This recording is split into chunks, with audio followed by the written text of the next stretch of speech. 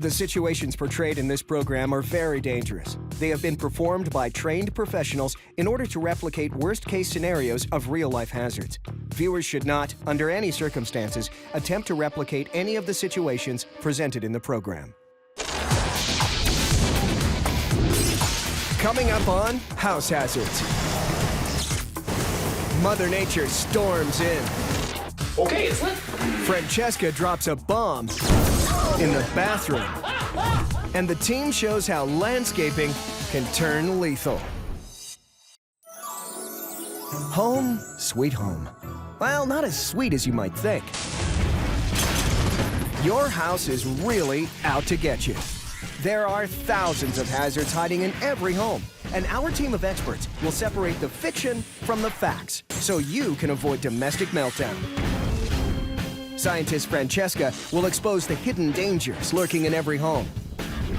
Engineer Dan will show you how everyday appliances can turn from labor-saving to life-threatening.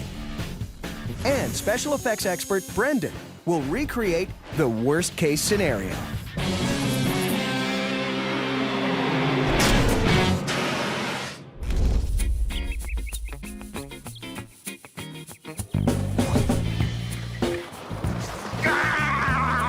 The Hazard team is preparing to demonstrate an outdoor threat so dangerous, even the professionals are 23 times more likely to be injured fatally. Removing a tree from your property can be really dangerous. We're gonna show you just how hazardous it is in 3 steps. Topping a tree, felling a tree, then removing the stump. The unpredictability of where these giants fall is what makes logging the second most dangerous job in the world. There's a bunch of hazards involved in topping your own tree. You can get chainsaw kickback, you could fall, and you don't know where the top of that tree is gonna land.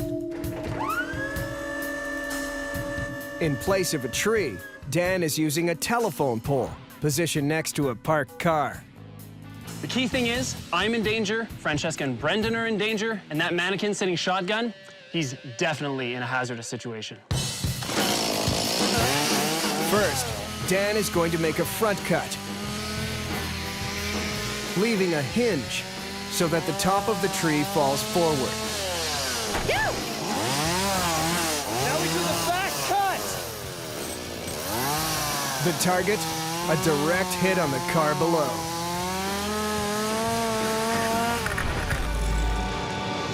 Oh! It missed by like an inch! You were so close! Dan's miss proves how difficult it is to fell a tree safely. Not to be outdone by a log, he's dropping it again. I think we're rock and roll, man! All right, here it comes. Pile driver Dan! 3, 2, 1, timber!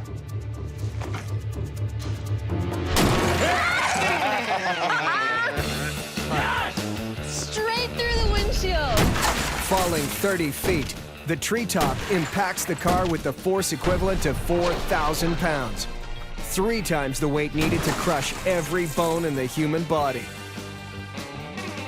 Now that the car is kaput, All right, bring it closer. Dan and Francesca are going to investigate one of nature's deadliest forces by testing how well their house holds up against hurricane winds.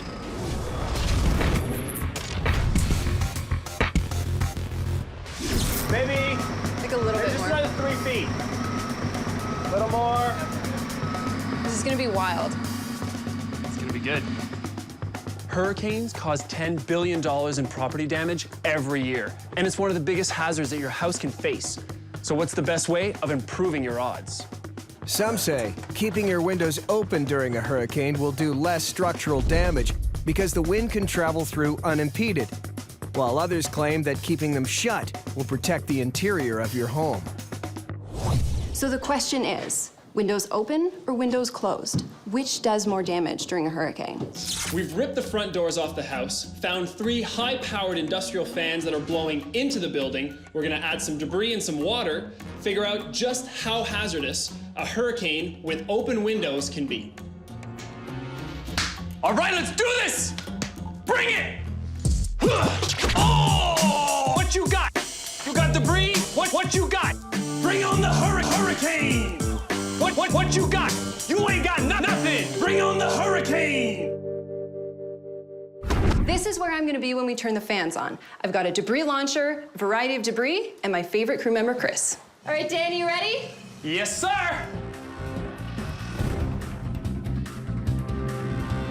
All right, guys, we're gonna hit it! These fans produce wind speeds of 80 miles per hour.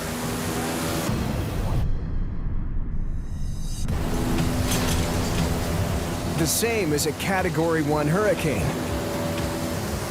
Strong enough to uproot trees, lift roof shingles, and even topple a mobile home.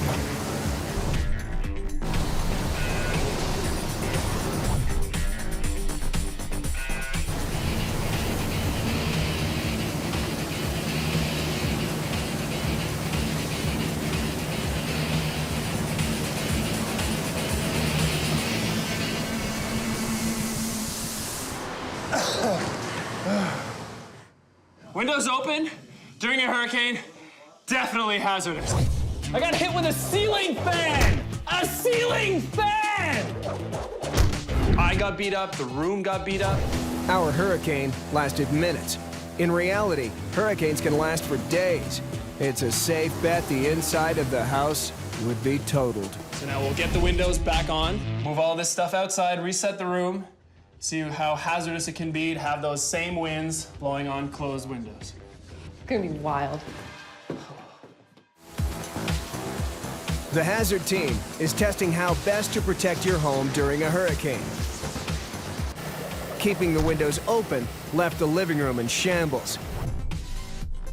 Next up, closed windows. This is my Daniken.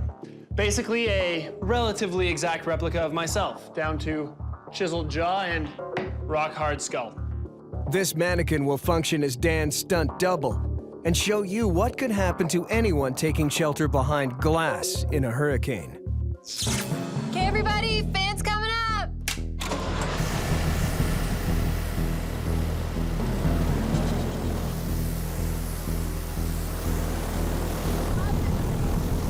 The fans quickly fire up 80-mile-per-hour winds, but the windows hold up. But it's debris, not wind, that causes the most damage in a hurricane. So Dan and Francesca are adding some of their own. One of the deadliest, a 15-pound 2x4. Come hurricane time, these beams can become lethal missiles. Traveling at 100 miles per hour, they easily punch through drywall, brick, even steel. So let's see how Dan's double fares.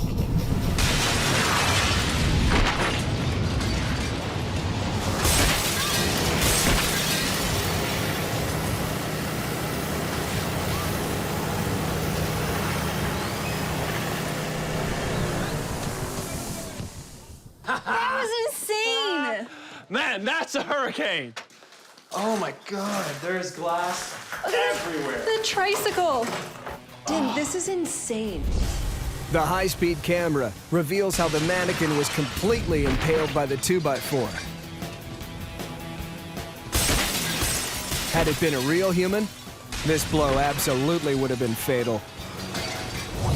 With the windows in, or without the windows, it was equally as dangerous. In the end, whatever Mother Nature's throwing at you, you're not going to be able to escape it. You can try to close your windows, you can open your windows. In the end, you're better to just board them up and get out. Absolutely. Back outside, the Hazard team still has a lot of tree to get rid of, and all the risky business that goes along with it.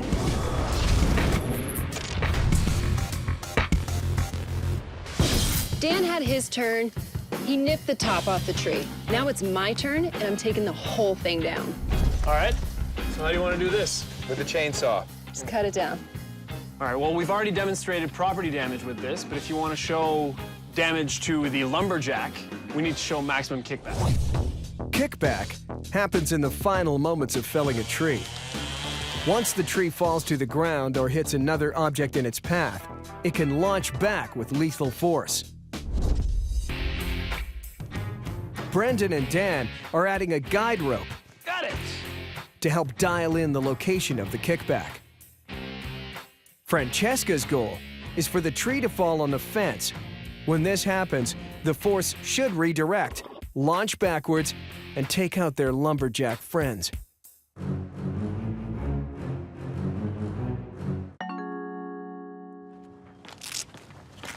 Miss Francesca, here's your chainsaw. Thanks, Ian. Chainsaw in hand, she's ready to bring it down.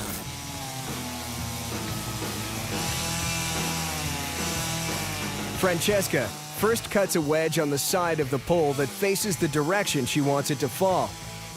Then, she makes the back cut. Francesca!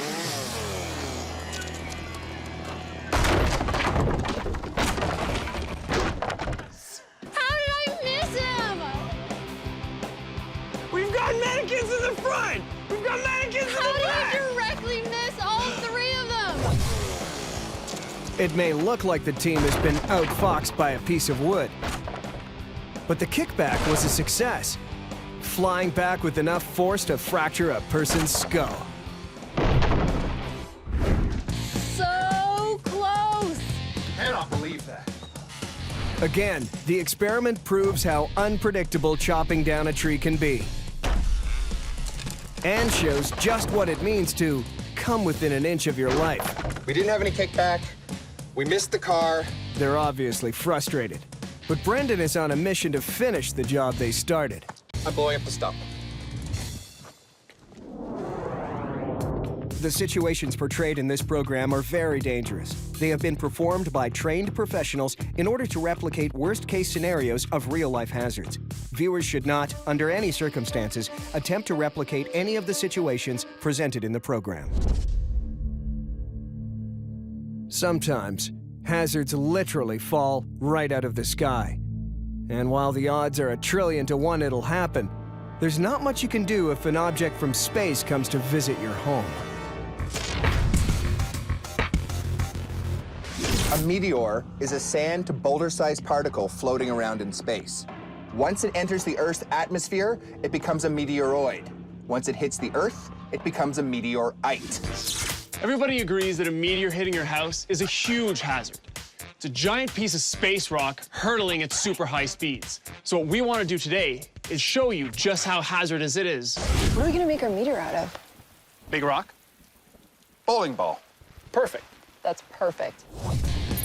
To mimic the speed of a meteoroid, the team is setting up a pressurized air cannon on the roof of the house. This will release a large blast of air and launch the bowling ball directly towards the roof. The air cannon will be mounted to this ramp, which will give us the trajectory of our meteor. When a meteor is traveling through the vacuum of space, it can reach speeds of 70 kilometers per second. However, just like shooting a bullet into water, when it enters our atmosphere, it rapidly decreases its speed and reaches its terminal velocity, somewhere around 200 to 300 kilometers per hour. This air cannon is going to give that bowling ball just the right amount of speed that a normal meteor would have when it hits your house. This is our meteorite. It's a bowling ball wrapped in a burlap sack. We are gonna shove this up the air cannon and send the sucker through the middle of the house.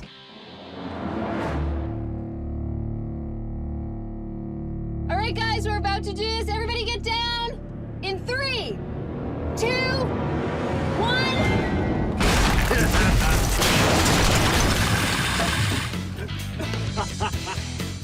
The bowling ball blasts through the roof, violently displacing the gravel, continuing to punch a hole through the tar, wood, and insulation of the second-floor ceiling.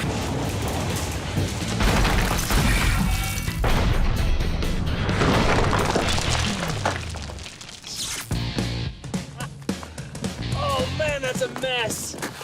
Punched Excellent. right through. I'd call that a success. Yeah. Very big success. Clearly, a giant hole in the roof means the meteor is a hazard. The question is, just how hazardous is it? Moving on from Brendan's confirmation of the obvious, the team wants to establish just how much damage it has done. There's the hole. Oh, Right on. Oh yeah. no! Did it go into the basement? Awesome. Down to the basement. It's in there. Bowling ball. through what? 1, 2 ceilings. Can you imagine how that got lodged there while it was still hot? And this floor would already be on fire before you even knew it. If this was a real meteor, it'd be burning at about 1,600 degrees Celsius, so it would have started a fire in here, no problem. The bowling ball meteor packed a punch from the roof to the basement. I think it's fair to say if a meteorite hits your house, you are not safe anywhere. Objects falling from the sky, definitely hazardous. But Brendan's next problem is firmly rooted in the earth.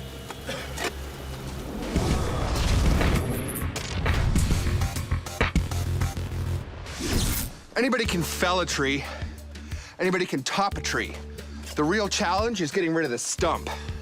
The stump is difficult to remove because of this elaborate root structure. It's as big under the ground as it is above the ground. And all those roots are just holding on to the earth. Brendan uses a pickaxe to separate the tree's trunk from its root system. Maybe he's getting rid of, like, excess angst and rage. But the roots are incredibly tough. Even upgrading to a chainsaw He's on a mission, which makes me a little freaked out. is no match for the web of roots below. Refusing to be stumped by the stump, Brendan's going straight to the explosive solution. The last thing you want to think about when you're in the bathroom is what could go wrong. But with 2.3 million North American toilets recalled due to risk of explosion in a single year, your toilet might not be as safe as you think. Some toilets use a high-pressure system to pump water. In some instances, air can seep into the tank and become compressed, and if that pressure becomes too high and can't escape, the next time you flush, the toilet explodes. It's a perfect storm kind of situation, but it does happen. To recreate this here, they need a pressure substitute. What if I had a little friend called Boom? Yeah, that'll solve your problem. Okay, it's lit.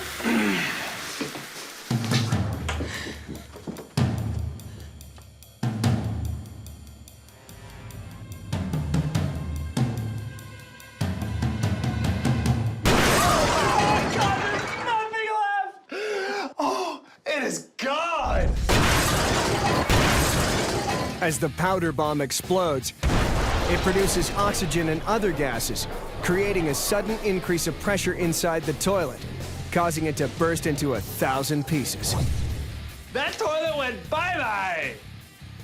Now, granted, this is much bigger than when a pressure-assisted toilet blows up, but you can definitely see how hazardous that shrapnel is. That ceramic is razor sharp. Dan and Francesca made the crapper go kaboom. Now it's Brendan's turn. He's given up the tools and has a new plan to get his stump to blast off.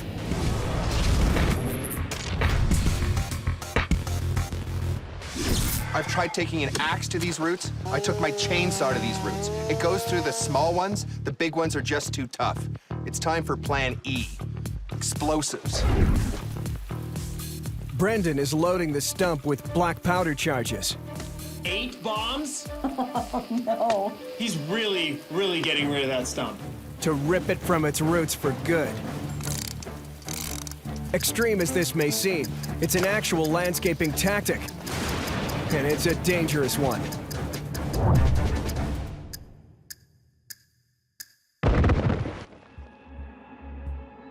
DIY gardening lands 400,000 people in the emergency room every year. A handful of them for doing this very thing. I thought I set the timer for like 30 seconds. I may have set it for like 3 minutes. I can't explain it. It should have blown by now. I feel like a sitting duck, like it could go any second.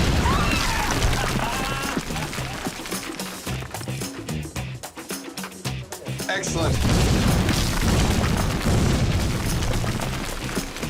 The explosives ignite, simultaneously shredding the stubborn root system and the stump itself.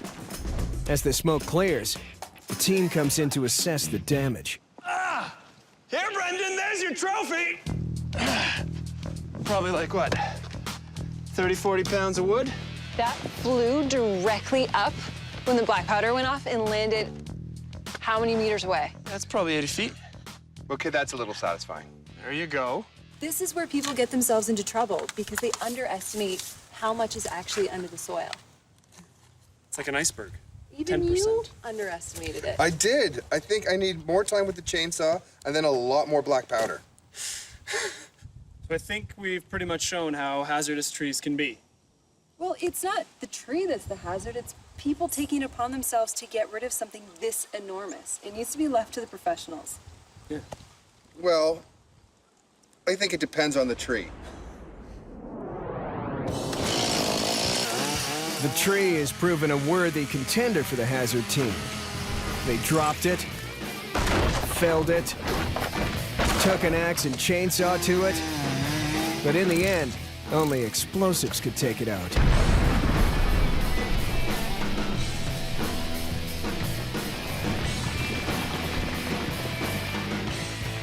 I underestimated this completely. I think we've pretty much shown how hazardous trees can be.